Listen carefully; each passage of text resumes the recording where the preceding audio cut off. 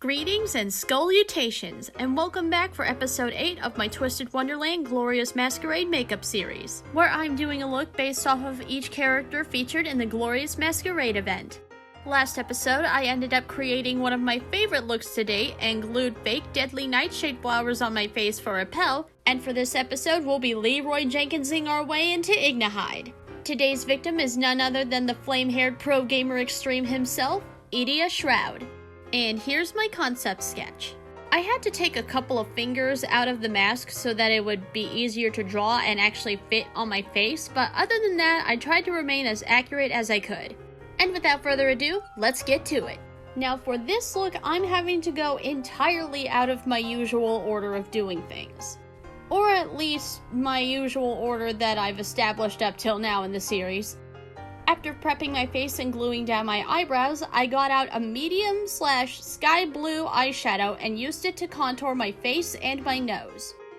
Instead of a normal contour shape, I hollowed out my cheekbones for a more ghost-like appearance.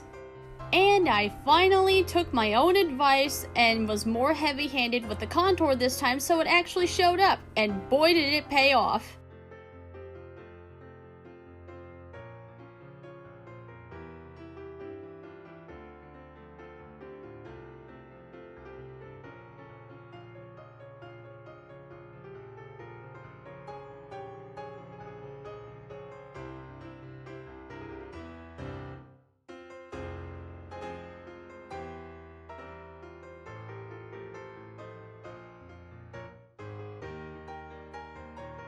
Next, we're going to start on the mask.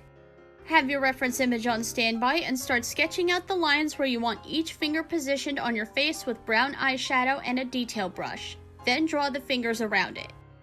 Remember, sketching one finger at a time on both sides of your face helps them look more similar and helps sell the illusion of symmetricality. Remember the eyebrow method, gamers. Sisters, not twins. Now, why am I doing the mask before the eyes?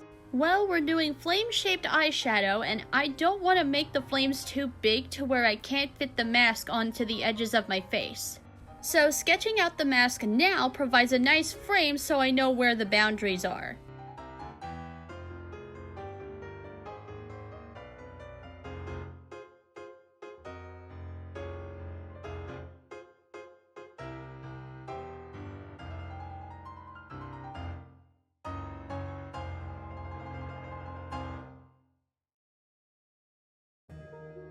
Once you're happy with your mask sketch, leave it alone for now while we start on the eyeshadow. To start on that, I primed my eyes with the usual Beauty Creations color-based primer in the shade White Out, and I put that all over my eye. I mean all over, all the way up to just under my eyebrow. I dragged it all the way out past my inner corner and fanned it out, then put it all the way around my under eye.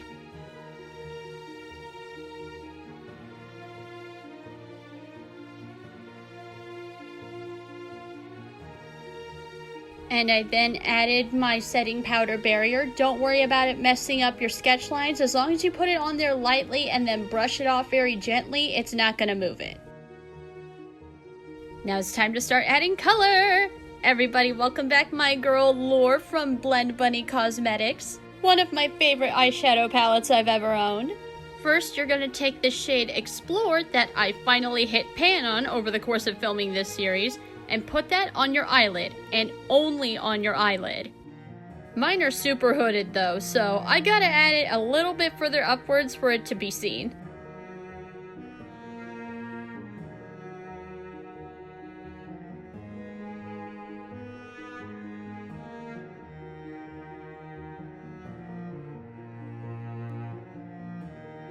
Next, grab the same medium/sky blue shade we used earlier for the contour and start adding that to your outer corner with a detail brush. This is where you start to sketch out your flames. And once you're happy with the flames, also add it all the way around your under eye and as a thin stripe right next to the top of the darker blue on your eyelid.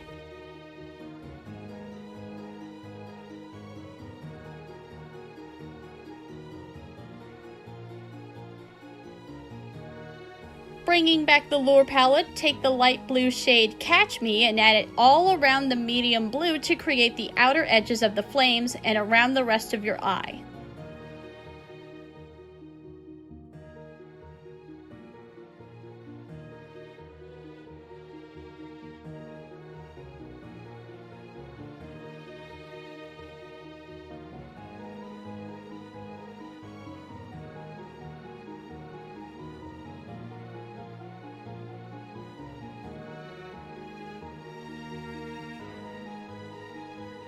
And now to add some sparkle! Because sparkles make everything better. Using a detail brush, I put this beautiful blue shimmer called Bioluminescent on the corners of my eyes.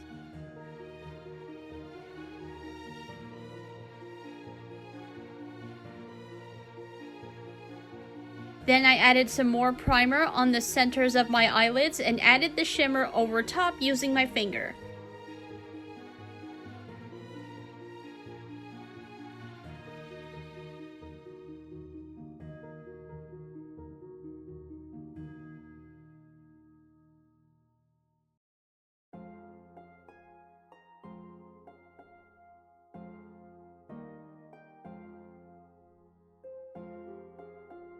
And with that, the eyeshadow is done, so you are free to remove your setting powder barrier.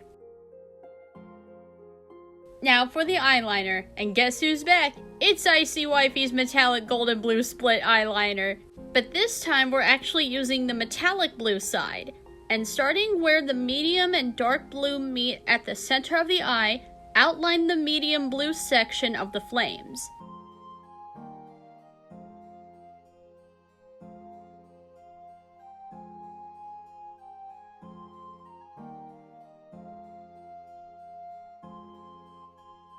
Once that dries down, outline the light blue section as well, then let that dry down too.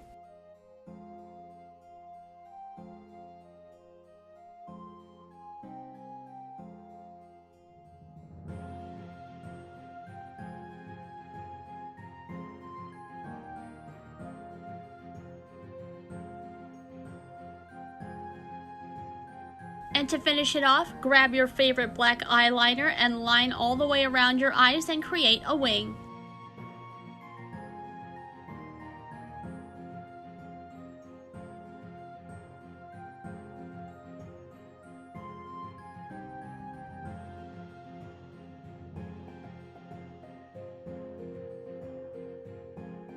Let's go ahead and add on our highlighter. For that, I'm breaking out my trusty Nekoyanin MORBID palette and using the pearl white shade Frost to highlight my nose, the center of my forehead, right under my eyes, and my Cupid's bow.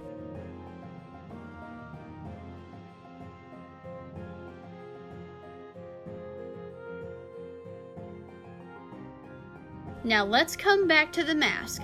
Dual wielding a pointed and flat-tipped eyeliner detail brush, I traced over all of the sketch lines and filled them in with black water-activated eyeliner. You can do this with black face paint too if you wanna. Fair warning, this step is going to take a while, so remember to get up and stretch every once in a while, maybe grab a snack while you're at it. Speaking of which, what is your favorite Halloween candy? Personally, I'm down for anything chocolate as long as it doesn't have nuts in it. I'm not allergic or anything, it's just personal preference. But I do also dig caramel. And popcorn. Oh, caramel covered popcorn, that's the good stuff, yes!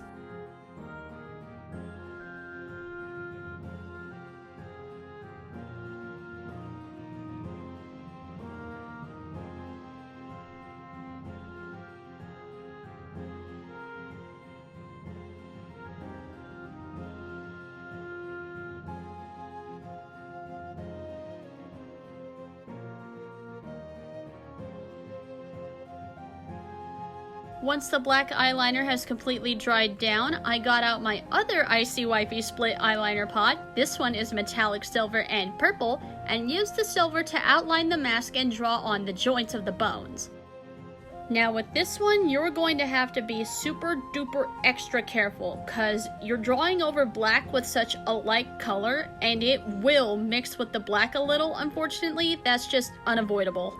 But it can be remedied, at least slightly. by going over all of the lines with a second layer once it all dries down. Just be careful so that they don't mix together too much and create more work for yourself.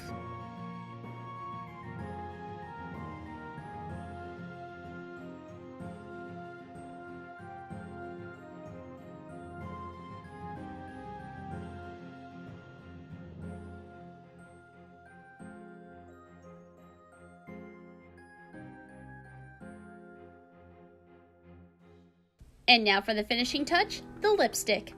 Everybody give a round of applause to a gal that we haven't seen since episode 2. Welcome back, Menagerie Cosmetics, Velvet to Matte Liquid Lipstick, Mako. I almost got the lipstick right on the first try this time, but I still ended up having to make adjustments off camera anyway. I have about had it with me losing my lipstick mojo lately, but there's nothing I can really do about it right now.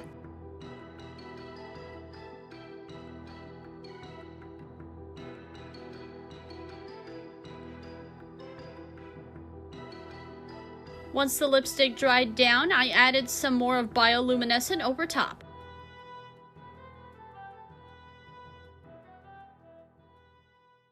And now for the final reveal.